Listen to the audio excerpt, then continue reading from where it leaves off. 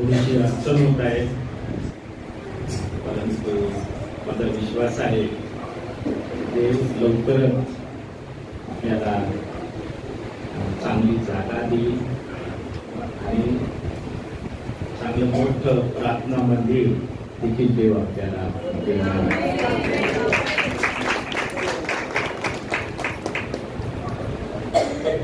देवाला काही अशक्य नाही. देव काही पण करू शकतो. आणि ज्या वेळेस आपण देवाच्या मंदिरात येतो, देव हे पाहत असतो की आपण किती अडचणीमध्ये असतानाही, कारण बसल्यावर सगळ्यांना त्रास होतोच, काहींचे गुडघे दुखतात, काहींना उठताना बसताना त्रास होतो, आणि एका जागेवर 2 तास बसून राहायचं हे खरंच फार मोठी कमाल आहे. पण निश्चित मी गॅरंटीने सांगतो, याची भरपाई देव तुमच्या जीवनात केल्याशिवाय आरामशीर बसून तर कोणीही आराधना करेल. एकदम रिलॅक्स टेकून.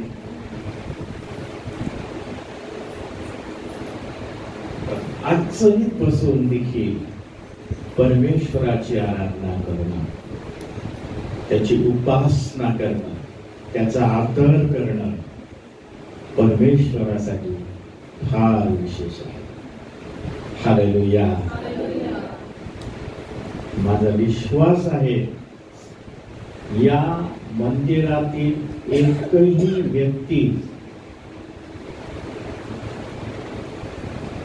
हा आशीर्वादित झाल्याशिवाय बाहेर जाणार नाही. हालेलुया. मला बरेच लोक भेटतात आणि मला सांगतात, बाळच साहेब तुमचं मंदिर जरी छोटं असेल ना, पण आशीर्वाद मोठे आहे. हालेलुया. आणि याचा अनुभव आपण दर रविवारी घेत असतो.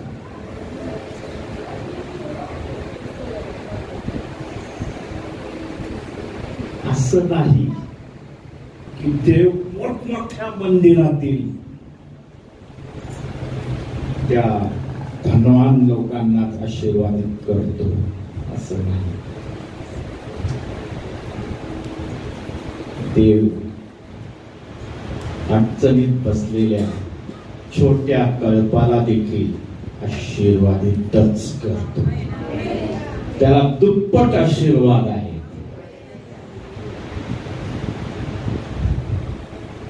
माझी विनंती असेल की जे लवकर येतात ना, त्याने बिनधास्त पुढे येऊन बसा. पुढं या ठिकाणी, म्हणजे माग बसणाऱ्यांना पुरेशी जागा मिळते. आणि बऱ्याच वेळेस मला असं अनुभवास आलाय की काही लोक बाहेरूनच पाहतात, अरे चर्च भरलेला आहे, जाऊ दे, थोड्या वेळ थांबतात आणि निघून जातात. जाऊ दे, जागाच नाही तर काय करायचं. आणि मी प्रार्थना करत आहे की देवाने लवकरच आपल्याला चांगली जागा द्यावी आणि चांगली प्रार्थना मंदिर द्यावी. देव जर, बायबल जर आम्हाला सांगतं हे जग आणि जगात जे काही आहे ते परमेश्वराचं आहे, तर मग जगातली जागा त्याच्या मंडळीला, त्याच्या वधूला, त्याच्या कळपाला देण्यासाठी त्याला काही मोठी गोष्ट आहे. पण एक गोष्ट मला देव दाखवत असतो की प्रभू येशू ख्रिस्ताने त्याला या जगात येण्यासाठी मोठ्या महालाची निवड केली नाही.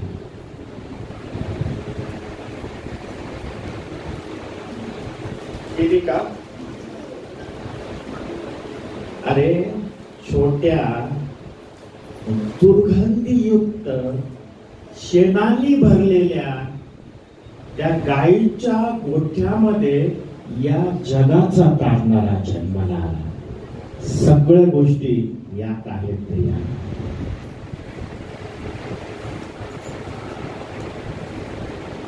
काही बांधव अशी पण मला भेटतात, पाळेत साहेब आम्हाला तुमच्या चर्चमध्ये यावंसं वाटतं, पण तुमचा एरिया तुम्ही बदला. असे देखील काही बोलणारे लोक आहेत. पण लक्षात ठेवा, हा एरिया हे चर्च आणि या चर्च मध्ये येणारा प्रत्येक व्यक्ती आशीर्वादित व्यक्ती आहे. जे येतील ते आशीर्वादित होतील आणि जे चुकीचं बोलतील ते आपले आशीर्वाद घेणार. माझ्या सेवेची सुरुवात जी आहे ना, या ठिकाणी नाला असायचा, खान असायची, चर्च संपूर्ण हे भेंड्याच्या भिंती होत्या, फरशा नव्हत्या, प्लॅस्टर नव्हतं, पेंट नव्हतं, कलर नव्हतं, विटा दिसायच्या सगळ्या. आणि इथं 4-5 जण बसले, इथं 4-5 जण बसले, पिचकाऱ्या मारत बसले पानाच्या. काही दारू पिऊन बसायचे, काहींनी बाकऱ्या आणून ठेवल्या होत्या. आणि या ठिकाणी कोणीतरी दानशूर व्यक्तीने टीव्ही देखील आणून ठेवला होता करमणुकीसाठी. पालिकेनेच ठेवला होता बघा. पण देवाने हे आशीर्वादाचं केंद्र बनवलं. देवाने परिस्थिती बदलून टाकली, कारण देवाला या जागेमध्ये आपल्याला आशीर्वादित करायचं. प्रार्थना करूया, प्रभूला मागूया की देवाने आज त्याच्या वचनाद्वारे स्वर्गीय पित्या, जसे आहोत तसे आम्ही तुझ्या हातात. आमची काही लायकी नाही, आमची योग्यता नाही, आमची पात्रता नाही. आम्ही आमचं जीवन त्या बायक्या चिंगीपेक्षाही मळकं आहे. आणि तू तर थोर आणि अति पवित्र परमेश्वर आहेस. परंतु आम्हा पापी मानवाची भेट घेण्यासाठी प्रभू तू आम्हामध्ये उतरून येतोस. तुझ्या मंडळीची, तुझ्या वधूची तू भेट घेतोस. ज्या वधूला तू घेण्यासाठी येणार आहे प्रभू, त्या वधूला आशीर्वादित करण्यासाठी, त्या वधूला तयार करण्यासाठी प्रभू तू आम्हामध्ये येतोस. तू आमची भेट घेतोस. म्हणून आम्ही तुझ्या पुनश्च आम्ही तुझ्या देवा, बोलणारा हा मी पापी आहे, पण प्रभू शब्द तुझे असू दे, शब्द तुझे असू दे. प्रत्येक व्यक्तीच्या हृदयाशी तू बोल. वचन ऐकणार, समजणार हृदय तू आम्हास दे प्रभू. आणि आमच्या जीवनातील फळ न देणारा काटा छाटून टाक परमेश्वर. आम्ही तुझ्या पवित्र हातात येशू ख्रिस्त आमचा प्रभू. याच्याद्वारे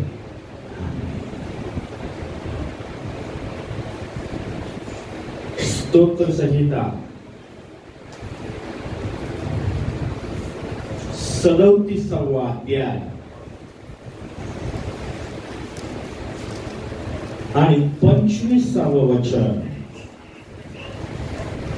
आपण वाचूया.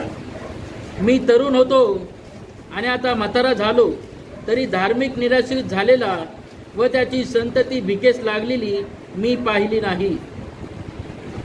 हालेलुया. हे कोणाविषयी लिहिलेलं आहे वचन? एका धार्मिक व्यक्तीविषयी हे वचन आहे. आणि स्तोत्रकर्ता दावीद त्याच्या संपूर्ण आयुष्यातील अनुभवातून हे सांगत आहे.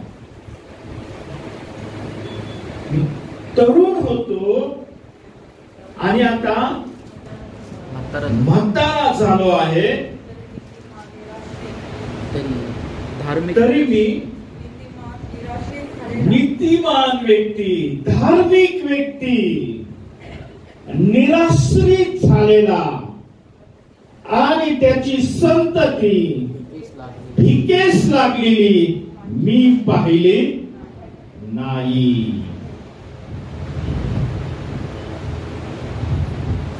बरेच पालक आपल्या लेकरांसाठी टेन्शन मध्ये असतात, चिंतित असतात. आपली लेकरं अशी का वागत आहेत?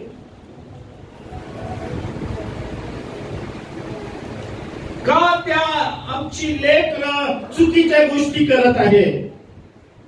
का त्यांच्या जीवनामध्ये समस्या आहेत? याचा विचार करत नाही. काही जणांना आपल्या लेकरांची खूप काळजी असते.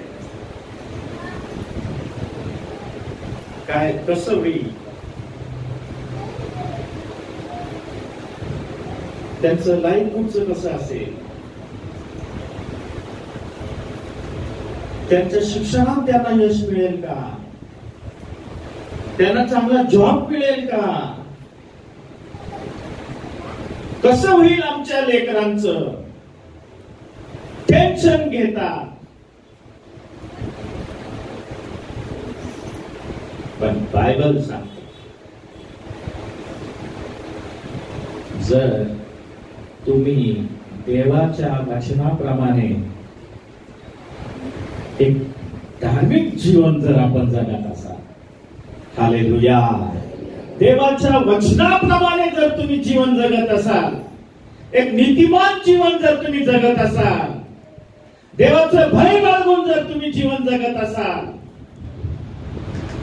देवाची ओळख तुमच्या जीवनामध्ये तुम्हाला झाली असेल, तर मी गॅरंटीने सांगतो, तुमची लेकरं निराश्रित होणार नाही, तुमची लेकरं आशीर्वादितच होती.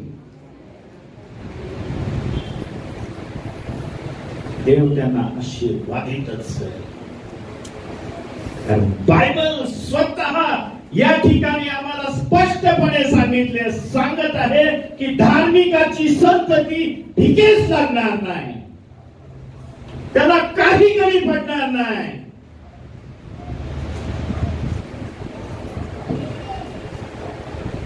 पवित्र शास्त्रामध्ये धार्मिकाचे आशीर्वाद जर तुम्ही पाहिलेत का, कधी विचार केलाय का धार्मिकाच्या आशीर्वादाचा?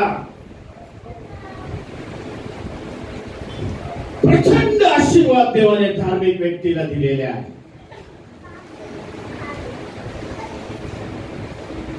पाहूया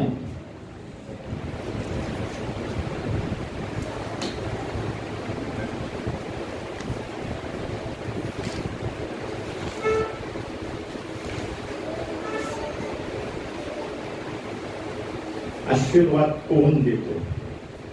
जग आणि जगातले लोक तुम्हाला आशीर्वादित करू शकत नाही. तुमचा पैसा तुम्हाला आशीर्वादित करू शकत नाही, तुमची नोकरी तुम्हाला आशीर्वादित करू शकत नाही, तुमचं पद प्रतिष्ठा तुम्हाला आशीर्वादित करू शकत नाही. बायबल सांगतं, स्तोत्र संहिता 5वा अध्याय आणि 12व वचन, कारण तूच नीतिमानाला आशीर्वाद देतोस. कोण हालेलुया हालेलुया, कोण आशीर्वाद देतं? परमेश्वर नीतिमानाला आशीर्वाद देतो. आणि पुढे काय लिहिलेलं आहे त्याचं कवच, हे परमेश्वरा त्याच्या भोवती कवचाप्रमाणे कृपेचे वेष्टन झाले. हालेलुया. जो धार्मिक व्यक्ती आहे, जो नीतिमान व्यक्ती आहे, त्याच्या भोवती देवाच्या कृपेचं, दयेचं वेष्टन त्याच्या भोवती असतं. त्याच्यामुळं त्याचं कोणीही वाईट करू शकत नाही. हालेलुया.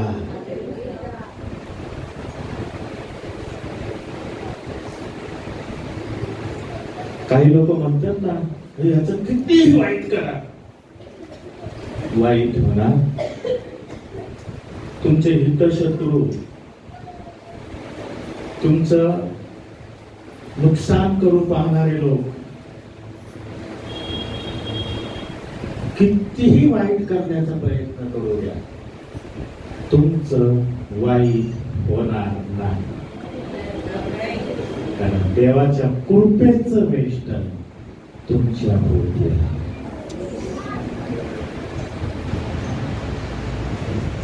नीती 10:6 देखील वाचा. धार्मिकाच्या मस्तकी आशीर्वाद असतात. कोणाच्या मस्तकी आशीर्वाद असतात?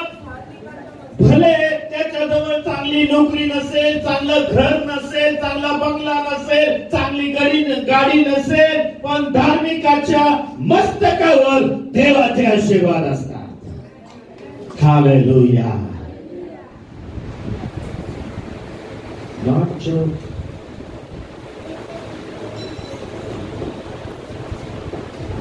पुढं वाचा, पुढं. दुर्जनांचे मुख बलात्काराने व्याप्त असते. दुर्जनांचे मुख कशाने व्याप्त असतं? बलात्काराने व्याप्त असतं. अनेक लोक हे भीतीमध्ये असते, भीतीमध्ये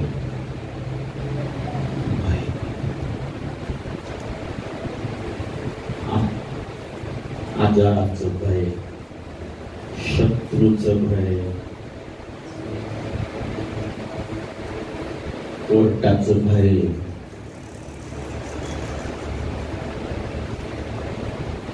वेगवेगळ्या गोष्टीची भीती त्यांच्या मनात असते. काही लोक असा विचार करतात, माझं वाईट तर होणार नाही,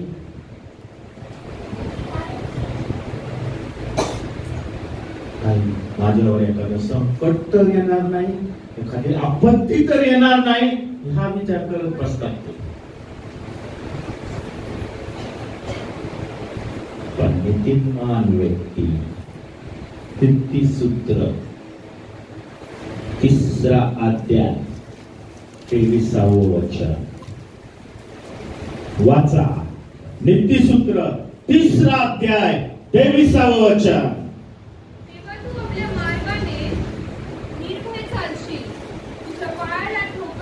धार्मिक व्यक्ती आपल्या मार्गाने निर्भय चालेल, त्याला भीती वाटणार नाही कोणत्या गोष्टीची. भीती कोणाला वाटते माहितीये का? दुष्ट व्यक्तीला नेहमी भीती वाटत असते, माझा घात होईल काय. नीतिमान व्यक्ती हा निर्भयपणे चालतो. आणि 21वे वचन नाही, पुढे वाचा आणखी. काही लोकांना झोप येत नाही भीतीमुळं. तू निस्ते निस्ते वेळे येणार नाही. भिणार. काही लोकांना झोप येत नाही कारण त्यांना भीती वाटत असते, मला काय होईल का, मला कॅन्सर तर झाला नसेल, काय होईल माझं, माझ्या मुलांचं, माझ्या लेकरांचं, काय होईल माझ्या घराचं, काय परिस्थिती असेल. निस्ते वेळी त्यांना भीती वाटत असते आणि त्याच्यामुळे त्यांना झोप येत नाही. पुढे वाचा. तू निसशील आणि तुझी झोप सुखाची होईल. आमेन. हालेलुया. धार्मिक व्यक्ती ज्यावेळेस झोपतो त्याला गाढ झोप लागते आणि त्याची झोप सुखाची होते. हालेलुया.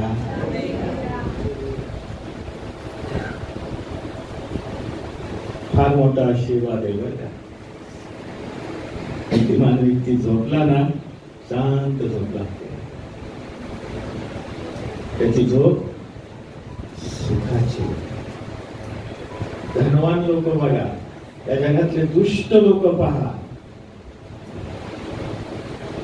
त्यांना झोपच येत, झोपेच्या गोळ्या घेतल्या तरी झोप येत नाही आणि मग डॉक्टरकडे जातात, डॉक्टर मला झोपच येत नाही. आणि का झोप येत नाही?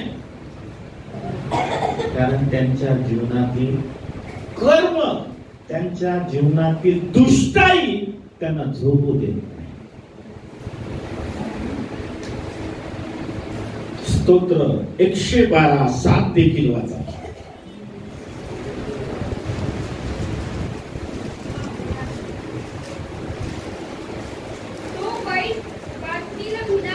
तो वाईट बातमीला भिणार नाही. भीती वाटली का, अरे असं झालंय तसं झालंय. सर्वसामान्य व्यक्ती, दुष्ट व्यक्ती, त्याला भीती वाटली, अरे बापरे असं झालं, अरे बापरे आता काही खरं नाही. पण तो वाईट बातमीला पुढं त्याचे मन परमेश्वरावर भाव ठेवून अढळ राहते. हालेलुया. कोणाचं मन? धार्मिक व्यक्तीचं मन, नीतिमान जीवन जगणाऱ्या व्यक्तीचं मन परमेश्वरावर भाव ठेवून अढळ राहतं, स्थिर राहतं.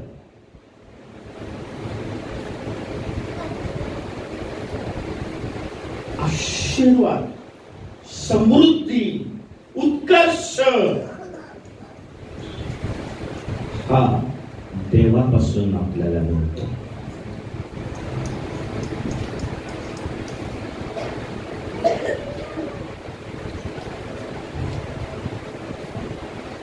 अनुवाद 28.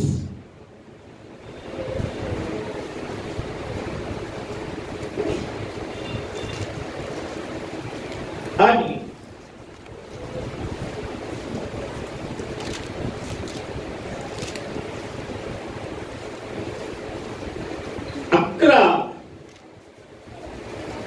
वचन मध्ये जर आपण वाचलं तर धार्मिकाला मिळणारे आशीर्वाद या ठिकाणी आपल्याला पाहायला मिळतात. तुझे संतान, तुझी गुरढोरं, त्यांची वत्स, तुझ्या भूमीचा उपयोग अभिवृद्धी करून तो तुझे कल्याण करेल. हे देवाचे आशीर्वाद आहे.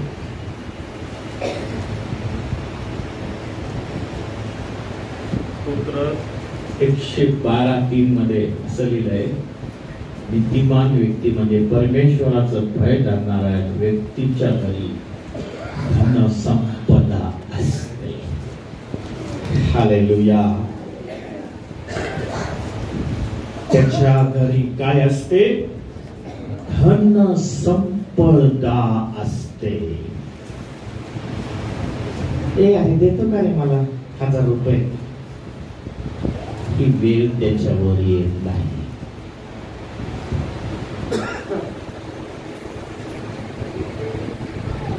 धार्मिक व्यक्ती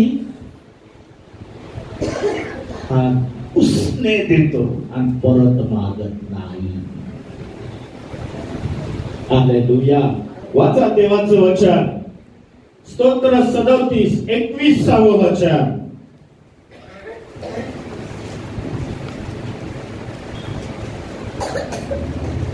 दुर्जन उसने घेतो. दुर्जन काय करतो? उसने घेतो. अरे दे ना मला. अरे कधी घेतो? दुर्जन व्यक्ती मागत बसतो. काही तरी 5,000 रुपये. अरे काहीतरी दे ना, काहीतरी मदत कर ना. धार्मिक व्यक्ती काय करतो? वाचा. धार्मिक उदारपणे वागतो व दान देतो. धार्मिक काय करतो? उदारपणे वागतो व उदारपणे वागतो. हालेलुया. हा हे घे. धार्मिक व्यक्ती उदारपणे वागतो. तो कंजूसी करत एखाद्याने मागितल्यावर तो नाही म्हणणार नाही. तो म्हणाल ठीक आहे, माझ्याजवळ जसं मला शक्य होईल तसं मी तुला देईन. 26वे वचन देखील वाचा. तो नेहमी उदार असतो. तो उसने देतो. त्याची संतती आशीर्वादित असते.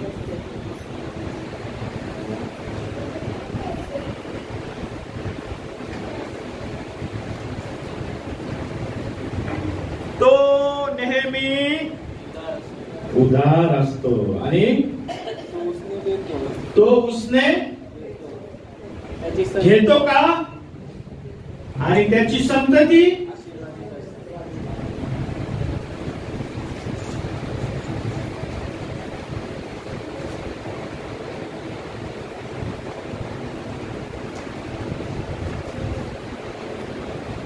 अब्राहमाविषयी जर आपण पाहिलं तर अब्राहम हा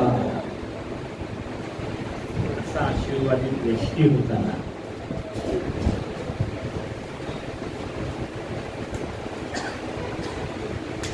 तो तर आशीर्वादित झालाच,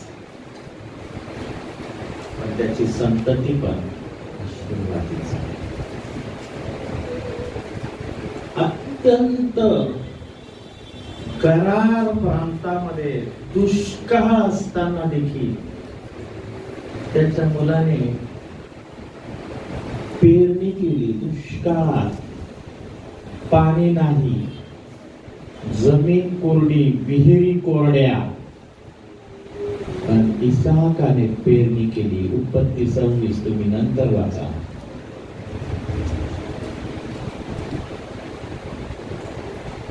शंभर टक्के पीक त्याला मिळालं. हालेलुया. तो आशीर्वादित झाला. ते मिस्री लोक विहिरी खांदायचे, पाणीच लागत नव्हतं. इथं विहिरी खान, तिथं विहिरी खान, पाणी नाही.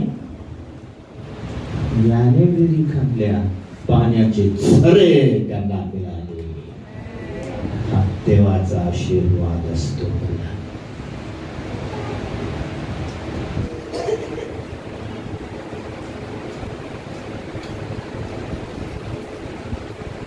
नीती 10:22 आणखीन एक वचन वाचा.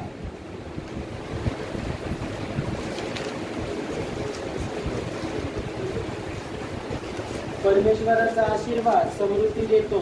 परमेश्वराचा आशीर्वाद समृद्धी देतो. हा धार्मिकाला मिळणारा आशीर्वाद आहे. तो समृद्ध होतो. त्या जगातल्या आशीर्वादाच्या माग लागू नका. समजा तुम्ही चुकीच्या गोष्टी केल्या आणि तुम्हाला लाखो रुपये मिळाले, 2 नंबरचा पैसा समजा तुम्हाला मिळाला,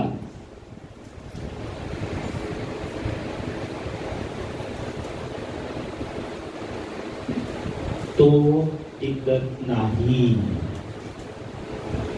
एका बाजूने येतो, निघून जातो. काहीच नाही.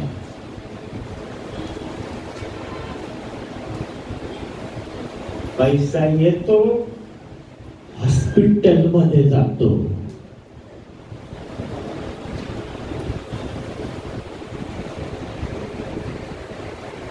पैसा येतो, उधारी चुकवण्यातच जातो सगळा.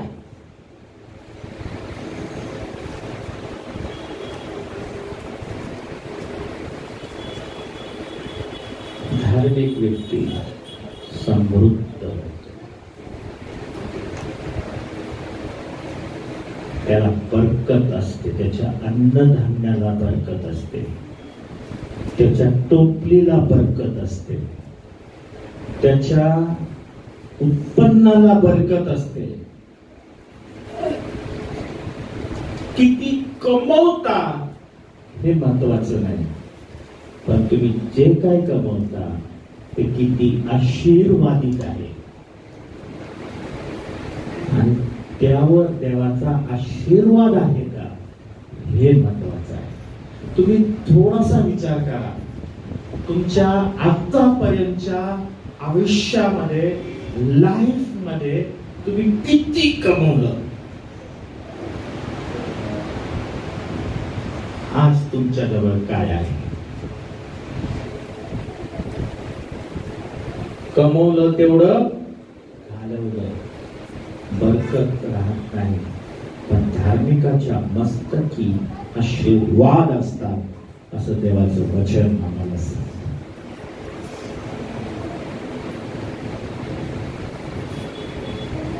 जे दुष्ट लोक असतात ना, त्यांच्या संकटात त्यांना सोडवणारा कोणी नसतो. त्यांच्या जवळचे लोक सोडून जातात संकटाच्या वेळेस.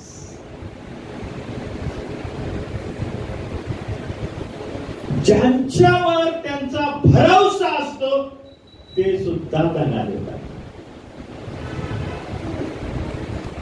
बायबल धार्मिक व्यक्तीविषयी काय सांगतो. स्तोत्र 34:17 वचन.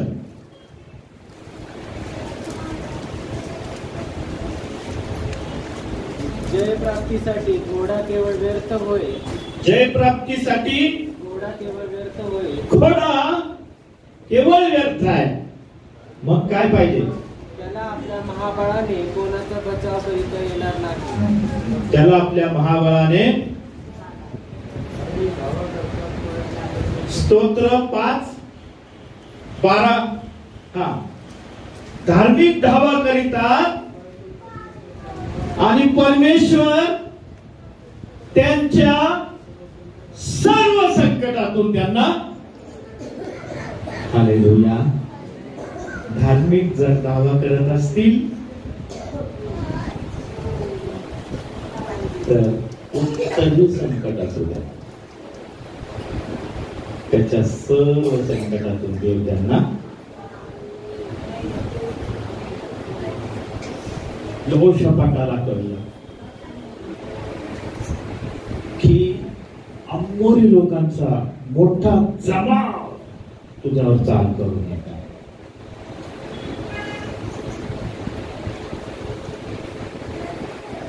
काय केलं. बायबल मध्ये असं लिहिलंय, त्याला धाक पडला. ज्यावेळेस त्याला खबर मिळाली ना, तुम्ही त्या तुम्ही नंतर वाचा. मौन्यातले कित्येक लोक, मोआबी, अम्मोनी, या लोकांचा मोठा जमाव तुझ्यावर चाल करून येत आहे. आता माझं काही खरं नाही. त्याला धाक पडला आणि असं लिहिलंय, यहोशापाट परमेश्वराच्या चरणी लागला. यहोशापाट परमेश्वराला शरण गेला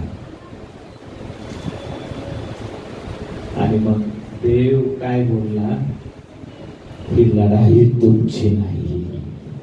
हालेलुया. ही लढाई तुमची नाही, मी ही लढाई लढणार. देव त्यांची लढाई पर्यावरण. नीतिमान लोकांना त्यांच्या सर्व संकटातून सोडवणारा आपला परमेश्वर. पण दुष्टाचं काय लिहिलंय? दुष्टाचं काय?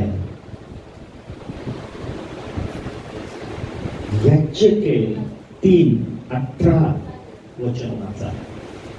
दुष्टाचं काय?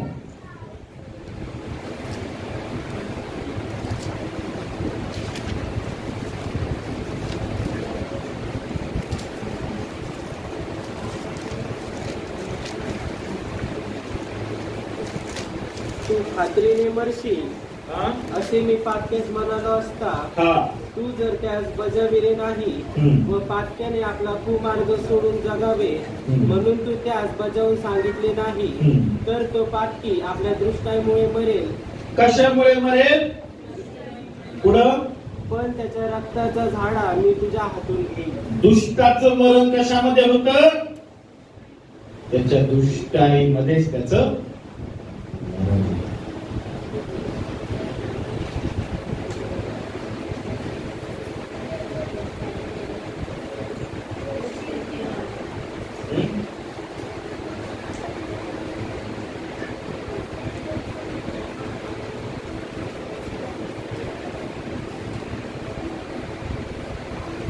धार्मिकाची संतती इतकेच लागलेली मी पाहिली नाही.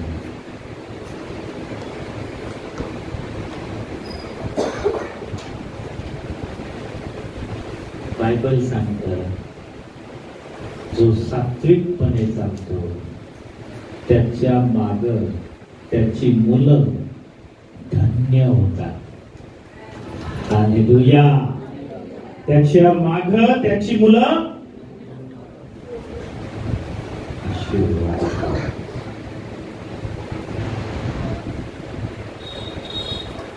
स्तोत्र 37 पण वाचा.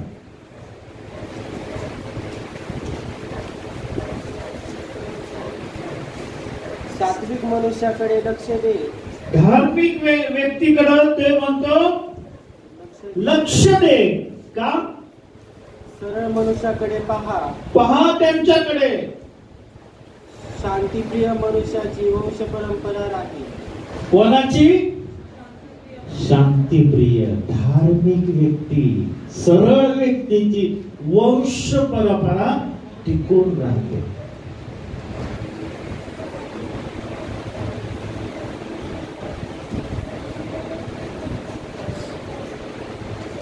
दुष्ट व्यक्तीचं काय हाल होतात? स्तोत्र 37 वाचा बरं. मी एक निर्दय दुर्जन पाहिला, तो हिरव्यागार वृक्षासारखा आपल्या ठायी विस्तारलेला दिसतो. दुर्जन कसा दिसतो? हिरव्यागार वृक्षासारखा विस्तारलेला दिसतो. अरे वा वा, काय सुंदर हिरवागार वृक्ष, काय सुंदर बंगला आहे, किती मोठी गाडी आहे. अरे गळ्यात सोन्याची चेन, हातात अंगठ्या, किती मोठा बंगला, काय रुबाब आहे. असं हिरव्यागार वृक्षासारखे ते असतात. पण पुढं काय लिहिलंय देवाचं? पण मी तिकडून गेलो, पण मी तिकडून परत गेलो, तेव्हा त्याचा मागमूस राहिला नव्हता. त्याचा मागमूस राहिला नव्हता. असे पुष्कळशे लोक आहेत की ते त्यांचं मागमूस सुद्धा शिल्लक राहिलेला नाही.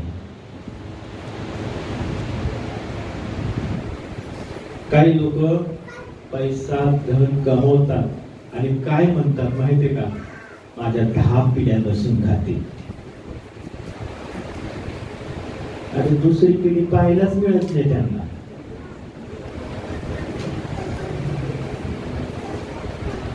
कारण देवाचं वचन सत्य आहे.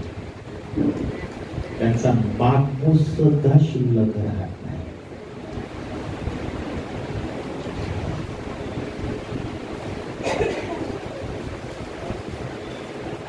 काय झालं प्रियानो? जे दुष्ट लोक आहेत. पवित्र शास्त्रात भरपूर दुष्ट लोकांची पण यादी आहे आणि त्यांचा शेवट कसा झाला हे देखील पवित्र शास्त्रात आपल्याला पाहायला मिळतं. कायीनाविषयी आपल्याला माहित आहे, तो कसा होता? तो दुष्टाचा होता असं बायबल म्हणते.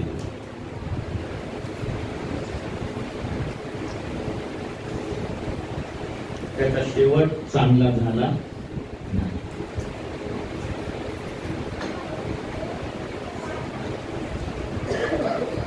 हेरोद राजा, किंग हेरोद, त्याने 2 वर्षाच्या आपल्या सगळ्या बालकांची कत्तल केली होती. त्याचाही शेवट चांगला झाला नाही. आणि या हेरोदाचा मी अभ्यास करत होतो. त्याचा नातू हेरोद द अग्रिप्पा, तो पण हेरोद होता. कशी डेथ झाली त्याची वाचा. प्रेषितांची कृत्य 12वा अध्याय 23वे वचन.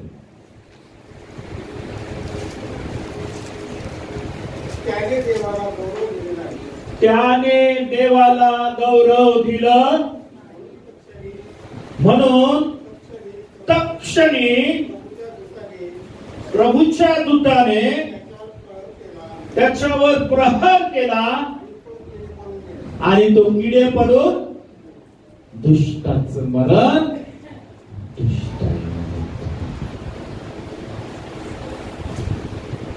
किती भयंकर असं मरण त्याला. सगळ्या दुष्ट लोकांमध्ये ना पवित्र शास्त्रामध्ये हायलाइट करणारा एक दुष्ट राजा आहे, राजा मनश्शे. कधी ऐकले का या दुष्टाविषयी? मनश्शे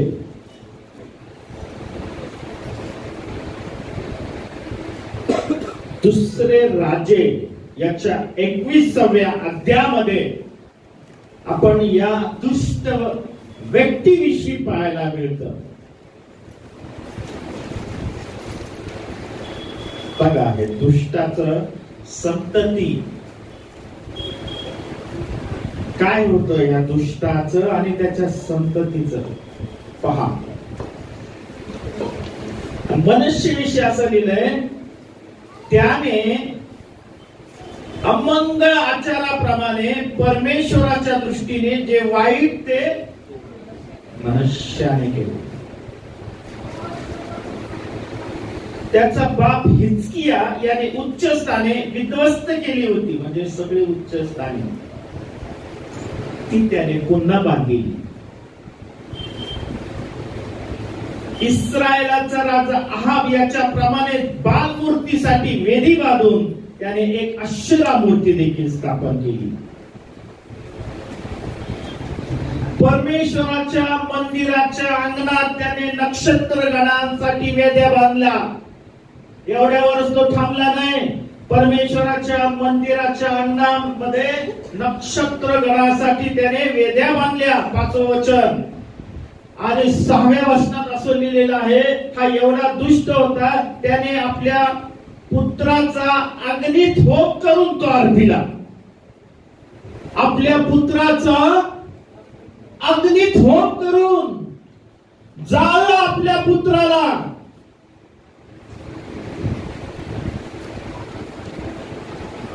तो शकून मूर्त पाळीत असे, जादूटोना करीत असे, भूतवैद्या व चेटकी याशी संबंध ठेवीत असे. काय या दुष्टाची वंश परंपरा कशी? आपल्याच वंशाला जाळून त्याने मारून टाकला.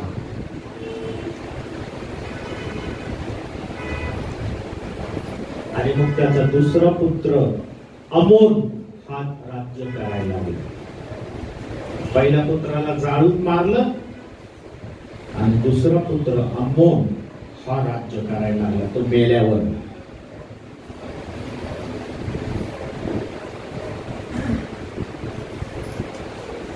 या पुत्राने पण सुधरायला पाहिजे ना.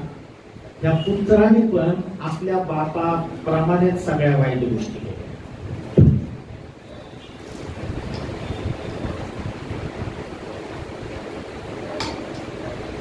आपल्या वाडवडिलांचा देव परमेश्वर यास त्याने सोडिले, तो परमेश्वराच्या मार्गाने चालला नाही. त्याचा शेवट कसा झाला माहितीये?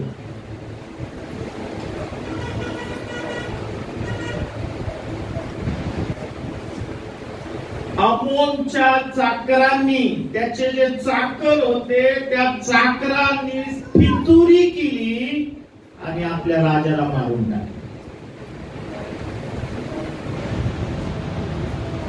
धार्मिकाची वंश परंपरा कायम राहते. हालेलुया. प्रियांनो, आपले लेकर आशीर्वादित व्हावे, आपल्या मुलं मुली आशीर्वादित व्हावे, आपल्या लेकरांचं कल्याण व्हावं, असं जर आपल्याला वाटत असेल तर देवाच्या वचनाप्रमाणे एक नीतिमान जीवन जगा. आमेन. देव धार्मिकाला त्याच्या सर्व संकटातून सोडतो. कितीही मोठं संकट असू द्या, कितीही मोठी आपत्ती असू द्या, देव धार्मिकाला त्याच्यातून बाहेर काढतो.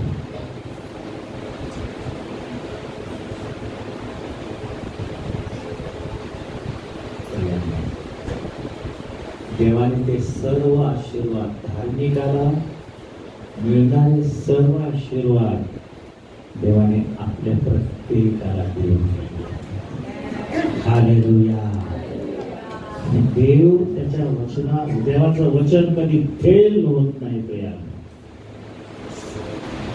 देव जे बोलतो ते पूर्ण करतो.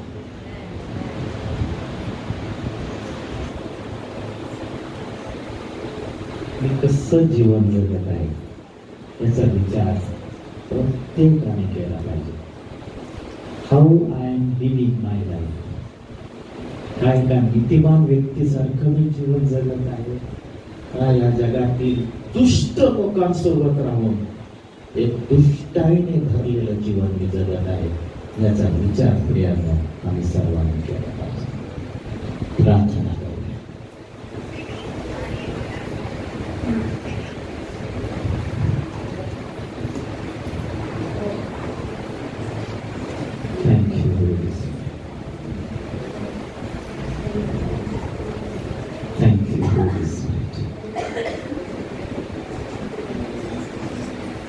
स्वर्गीय पित्या, आम्ही तुझे आभार मानतो.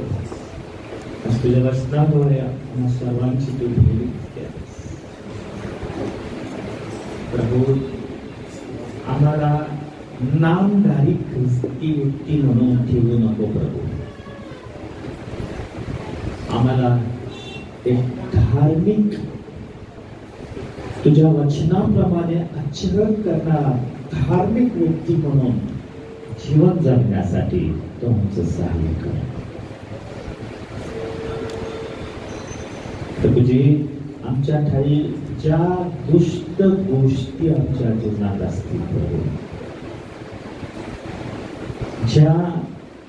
जो दुष्टाई आमच्यामध्ये भरलेली असेल प्रभू, ती आम्हाला दाखव आणि आम्ही आमच्या जीवनात दुरुस्ती करावी प्रभू. आमच्यातील दुष्टाई मुळापासून आम्ही काढून टाकावी यासाठी प्रभू तो आमचं सहाय्य कर. मान, महिमा, गौरव आम्ही तुला देतो. त्या मंडळीतील प्रत्येक व्यक्तीला ब्लेस कर. जे प्रभू असे खूप टेन्शन मध्ये आलेले आहे, काळजी करत बसलेले आहे, खूप मोठं ओझ त्यांच्या डोक्यावर आहे, अशा प्रत्येक व्यक्तीला येशू ख्रिस्ताच्या नावात आम्ही मोकळं करतो प्रभू. त्यांचं दुःख त्यांच्या आनंदामध्ये बदल.